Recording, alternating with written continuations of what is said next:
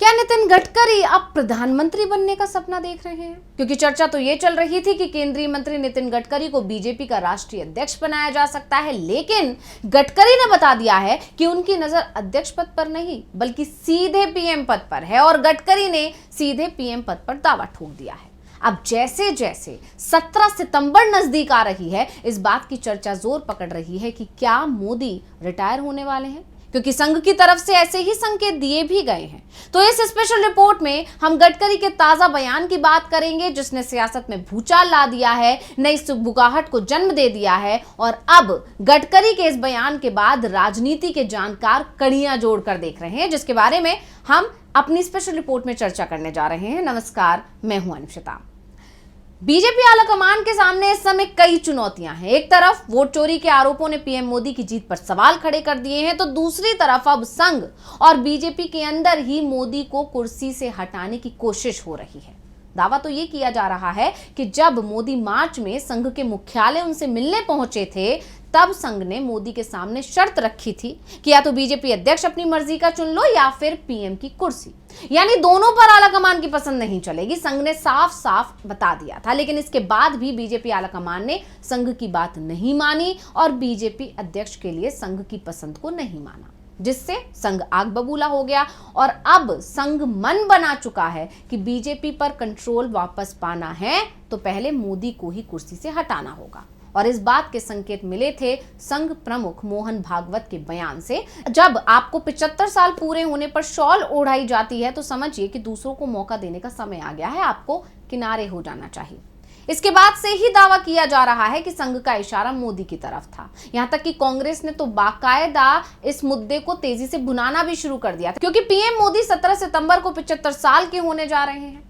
अब इधर संघ प्रमुख का बयान आया, उधर गडकरी के बयान भी आने शुरू हो गए और उनके लगभग हर बयान ने यही संकेत दिए कि वो पीएम पद के लिए संघ की पहली पसंद है। अब एक बार फिर गडकरी ने ऐसा ही इशारा दिया है कि गडकरी ने कहा कि राष्ट्रीय अध्यक्ष पद को लेकर तो मैं कुछ नहीं बोल सकता, लेकिन एक बात है, कोई कुछ भी कर ले पर मुझे पार्टी के कार्यकर्ता पद से नहीं हटा सकता। गडकरी यही नहीं रुके, उन्होंने आगे जो कहा उसने तो नए कयासों को जन्म दे दिया। उन्होंने कहा कि मैं अपनी विचारधारा के साथ कभी समझौता नहीं करूंगा, मुझे किसी भी पद का मोह नहीं है, अपने विचार और सिद्धांतों को मैं बड़ा मानता हूं, प्रधानमंत्री बनना हो तब भी मैं अपनी विचारधारा से कभी समझौता नहीं करूंगा। अध्यक्ष, मंत्री, सांसद, ये सारे पद एक दिन पूर्व हो जाते हैं, लेकिन कार्यकर्ता कभी पूर्व कार्यकर्ता नहीं होता। ये पद कोई मुझसे नहीं छीन सकता, चाहे कितनी भी कोशिश कर ले, इसलिए मैं पार्टी का कार्यकर्ता बनकर हमेशा काम करता रहूंगा। अब ऐसे में अब गडकरी के इस बयान के बाद सवाल उठ रहे हैं कि क्या गडकरी ने संघ को भी संदेश दे दिया है कि वो प्रधानमंत्री बने तो संघ की नीतियों को ही लागू करेंगे। उनके रहते बीजेपी के अंदर कोई ये नहीं कह पाएगा कि हमें अब संघ की जरूरत नहीं है। अब गडकरी के इस बयान को लेकर यह माना जा रहा है कि भाजपा के राष्ट्रीय अध्यक्ष और संसदीय बोर्ड और केंद्रीय चुनाव समिति में उन्हें जगह नहीं मिलने पर उन्होंने ये अप्रत्यक्ष तंज मोदी और शाह पर कसा है। उनके इस बयान में सबसे ज्यादा हैरानी की बात यह है कि इतने दिनों में पहली बार उन्होंने सीधे पीएम पद की बात की है। उन्होंने साफ साफ कहा है कि प्रधानमंत्री बनना हो तब भी मैं अपनी विचारधारा से कभी समझौता नहीं करूंगा। अब ऐसा कहकर एक तरह से तो उन्होंने पीएम मोदी को ही निशाने पर ले लिया है, साथ ही संकेत दे दिया है कि वो पीएम पद की लिस्ट में हैं। यही नहीं, उन्होंने इशारों में यह भी बता दिया कि कहीं ना कहीं उनके मुखर और तल्ख अंदाज के चलते वो आलाकमान की हिट लिस्ट में हैं। ऐसे में उनके खिलाफ प्लानिंग चल रही है, लेकिन इसके साथ ही उन्होंने ये भी बता दिया कि ऐसा करने की किसी में हिम्मत नहीं है। अब उनके जो तेवर हैं वो ये बता रहे हैं कि उन्हें संघ की तरफ से हरी झंडी मिल गई है और इसी वजह से वो लगातार बीजेपी आलाकमान के खिलाफ बयानबाजी कर रहे हैं। ये बात किसी से छिपी नहीं है कि नितिन गडकरी संघ के बेहद करीबी हैं और संघ की पहली पसंद भी हैं। इसकी एक वजह तो उनका नागपुर से होना है। आप जानते ही हैं कि संघ का मुख्यालय भी नागपुर में ही है। यही नहीं, संघ अच्छी तरह जानता है कि गडकरी और बीजेपी आलाकमान के बीच संबंध बहुत अच्छे नहीं हैं, या कहें कि वो आलाकमान की कठपुतली नहीं है। यही वजह है कि एक बार फिर गडकरी संघ की पहली पसंद बन गए हैं। दरअसल गडकरी जब भाजपा के राष्ट्रीय अध्यक्ष थे तब उनकी राष्ट्रीय स्वयंसेवक संघ सहित पार्टी के कई वरिष्ठ नेताओं के साथ अच्छी पकड़ थी। 2014 का लोकसभा चुनाव उनके नेतृत्व में लड़ा जाए, इसके लिए संघ नेताओं की इच्छा थी कि गडकरी को दोबारा अध्यक्ष बनाया जाए। 2004 और 2009 लोकसभा चुनावों में भाजपा की हार के बाद संघ के आग्रह पर गडकरी को पार्टी नेतृत्व की कमान सौंपी गई थी। यही नहीं, संघ के दबाव में ही भाजपा के संविधान को बदला भी गया, जिससे गडकरी को दोबारा अध्यक्ष बनाया जा सके। जबकि इससे पहले बीजेपी में किसी भी अध्यक्ष को दोबारा मौका नहीं दिया जाता था, लेकिन संघ ने पार्टी के संविधान में संशोधन करवाया और गडकरी को दूसरी बार अध्यक्ष बनाया गया था। संघ 2014 के चुनाव में गडकरी को पीएम पद का उम्मीदवार भी बनाना चाहता था, लेकिन इसी दौरान गडकरी मुश्किल में फंस गए।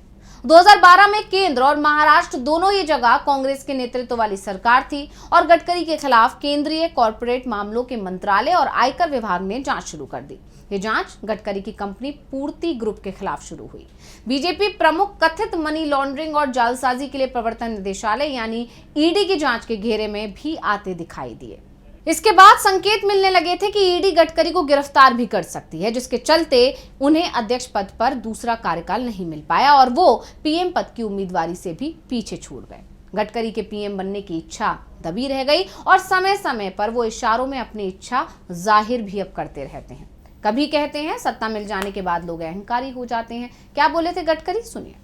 देखो, डिसिप्लिन से और सत्ता, संपत्ति और नॉलेज और सौंदर्य, यार ऐसी अलग बात है कि इसका एक व्यक्ति को अहंकार होता है और वो व्यक्ति को लगता है कि मैं बहुत शाना हूं और वो अपने असर्टिव स्वभाव के साथ इसको थोपता रहता है लोगों के ऊपर। इससे कोई बड़ा नहीं बनता।